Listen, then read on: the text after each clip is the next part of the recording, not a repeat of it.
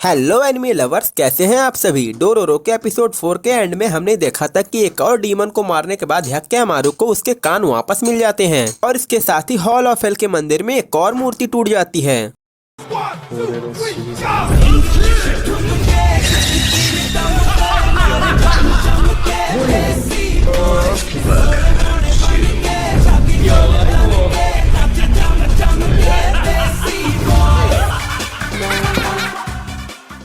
Episode 5 की शुरुआत होती है और हम ह्याक्यामारू डोरोरो को एक जंगल में देखते हैं जहां पर ह्याक्यामारू पहली बार सुन पा रहा था। जंगल में बहुत सारी आवाजें होने के कारण ह्याक्यामारू को दर्द होता है और ये देखकर डोरोरो ह्याक्यामारू के सर पे एक कपड़ा बांध देता है जिससे उसके कान ढक जाते हैं और उसका दर्द कम हो जाता है। इसी बीच वहाँ पर एक पंछी वाला दानव आ जाता है। भाई ये डीमन तो उड़ भी सकता है जो उन पे हमला कर देता है। पहली बार आवाज सुनने के कारण ह्याक्यामारू उससे फाइट नहीं कर पाता। तब डोरोरो उसे बताने लगता है कि वो एक पंछी वाला डीमन है और वो कहाँ से हमला कर रहा है, पर फिर भी ह्याक्यामारू उससे फाइट नहीं कर पाता और घायल हो जाता है और वो बर्ड वाला डीमन उन पर हमला करने वाला होता है। इतने में वहाँ पर वो बूढ़ा आदमी आ जाता है जो उसे मार देता है और इसके बाद वो सब अब एक जगह पे बैठ जाते हैं। पर ह्याक्यामारू को अभी भी कानों में दर्द हो रहा होता है। तब वो बूढ़ा आदमी से कहता है कि इससे अभी दवाइयों की जरूरत है, जिस पर डोरोरो कहता है कि मैं जल्दी से नजदीकी गांव में जाता हूं और वहां से दवाइयां लाता हूं। पर वो बूढ़ा आदमी उसे रोकते हुए कहता है तुम वहां पर नहीं जा सकते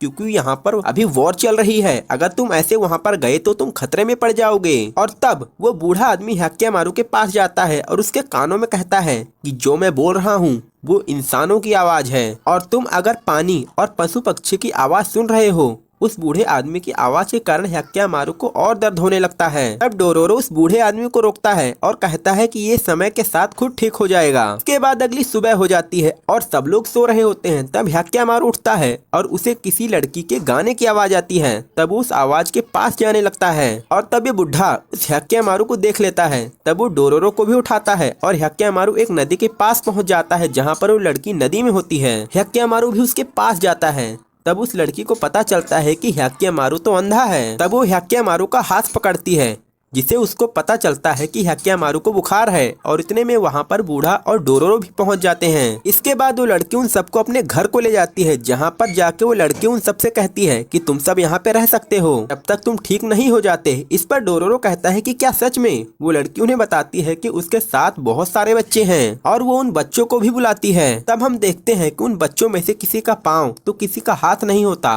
तब उन्हीं में से टेकिबो नाम का एक बच्चा आगे आता है जो हमें उस लड़की का नाम मायो बताता है और मायो से कहता है कि तुम्हें भी आराम करना होगा। तब मायो डोरोरो से कहती है कि अगर तुम्हें किसी भी चीज की जरूरत हो तो तुम टेकिबो से मांग सकते हो और वो वहाँ से चली जाती है। और इसके बाद टेकिबो उन्हें कुछ खाने को देता है और फिर कुछ देर बाद हम देखते हैं कि टेकिबो कुछ कपड़े को धो रहा होता है। तब वहाँ पर डोरोरो आता है और उसे कहता है कि क्या मैं तुम्हारी मदद कर सकता हूँ। तो टेकिबो मना कर देता है। फिर डोरोरो पूछता है कि मायो दिन में क्यों सो रही है। तब टेकिबो बताता है कि मायो रात को खाना लाने के लिए बाहर जाती है क्योंकि वहाँ पर पास में युद्ध हो रहा है। इसी कारण से मायो रात का खाना लाने के लिए बाहर जाती है। इतने में डोरोरो देखता है कि वो बूढ़ा आदमी वहाँ से जा रहा होता है तो उससे पूछता है कि तुम कहाँ पे जा रहे हो। इस पर वो बूढ़ा आदमी बताता है कि मैं युद्ध के मैदान से बचते बचते कोई रास्ता ढूंढ रहा हूँ। अगर मैं वापस नहीं आया तो सोच लेना कि मैं जा चुका हूँ। इस पर टेकिबो डोरोरो से पूछता है कि मुझे लगा था कि तुम साथ में हो। तो डोरोरो बताता है कि ये रास्ते में मिले थे। इसके बाद सीन डाइगो पर शिफ्ट होता है और उसे एक सैनिक बताता है कि साकी के सैनिक अभी भी बॉर्डर पर हैं। जिस पर डाइगो कहता है कि मेरे पास और भी काम है, क्या तुम ये बताने के लिए यहाँ पर आए हो।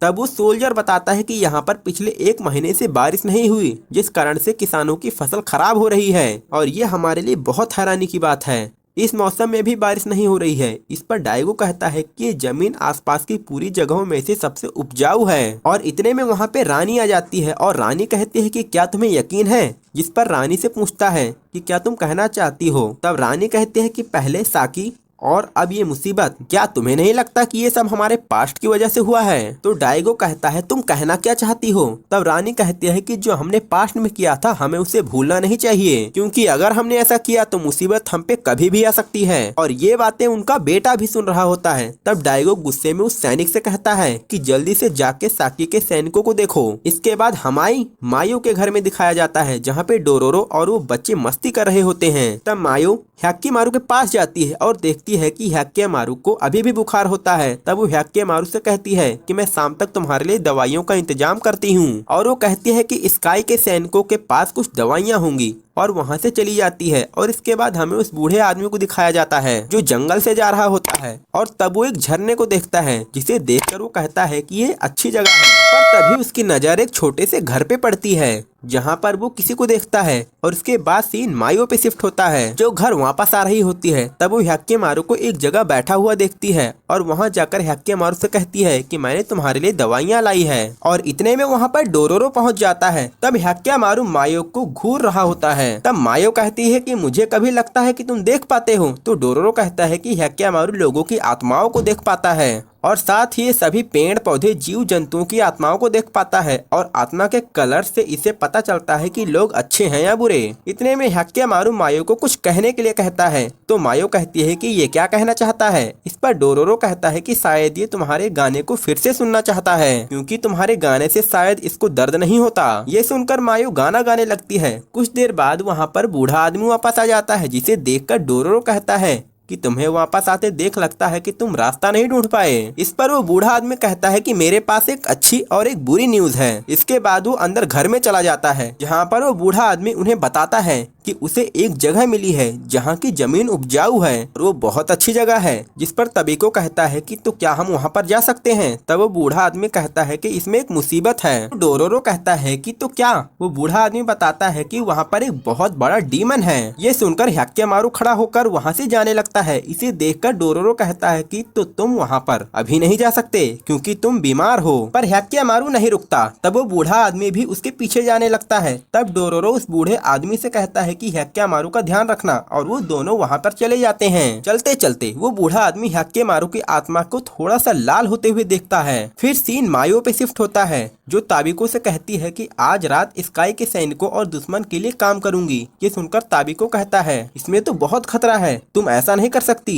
तो मायो कहती है कि अगर हमें नई जगह जाना है तो हमें सामान जमा करना होगा, क्योंकि हम नई जगह पर खाली नहीं रह सकते। और मायो सोने चली जाती है। तब टेकिबो कहता है कि जब मायो कुछ सोच लेती है तो वो उसे करके रहती है। इस पर डोरोरो कहता है कि मैं उसके साथ जाऊंगा। तो टाकिबो कहता है कि मैं भी तुम्हारे साथ जाऊंगा, पर डोरोरो उसे मना करता है और कहता है कि तुम यहाँ पर बच्चों का ध्यान रखना, मैं वहाँ पर मायो को देखूंगा। अगर कोई मुसीबत आई तो हम वहाँ से वापस आ जाएंगे। इसके बाद हमें कुछ और सैनिकों को दिखाया जाता है जो एक जगह बैठकर बोर हो रहे होते हैं। इतने में वहाँ पर मायो पहुँच जाती है और उनसे कहती है कि क्या तुम्हारे पास मेरे लिए कोई काम है। और फिर हमें डोरोरो को दिखाया जाता है जो मायो को ढूंढ रहा होता है। और इसके बाद सीन हैक्केमारू पे शिफ्ट होता है, जो शैतान के पास पहुँच जाता है और वो शैतान एक कुएं में होता है। तब हैक्केमारू अपने हाथों से तलवार निकालता है। इतने में वो शैतान उस कुएं से बाहर आ जाता है और गोल गोल घूमकर हैक्केमारू और उस बूढ़े को कुएं में नीचे खींचने लगता है। तब हैक्केमारू और बूढ़ा आदमी उस दानव पर हमला कर देते हैं और हैक्केमारू उसके गले में तलवार मारता है, पर वो दानव हैक्केमारू के पैर को काटकर अलग कर देता है। तो हैक्केमारू को बहुत दर्द होता है और दूसरी तरफ सैनिक मायो के साथ मजे कर रहे होते हैं, जिसे देखकर डोरोरो हैरान होता है। और इसी के साथ डोरोरो का एपिसोड 5 यहीं पे एंड होता है। मैं एक्सप्लेनेशन पसंद आया हो तो वीडियो को लाइक करना और नेक्स्ट एपिसोड के लिए चैनल को सब्सक्राइब और कमेंट जरूर करना। और अभी एंड स्क्रीन पे आपको और भी वीडियोस दिख रही होंगी, उनको भी जरूर देखना, बहुत अमेजिंग है। तो अब मिलते हैं अगले वीडियो में, तब तक के लिए बाय बाय।